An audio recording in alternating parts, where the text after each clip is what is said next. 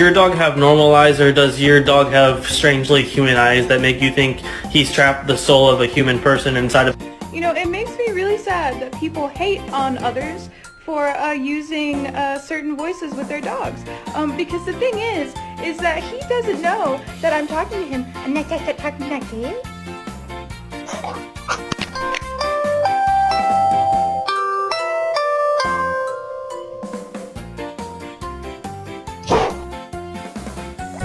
Stop it. All dogs just stare.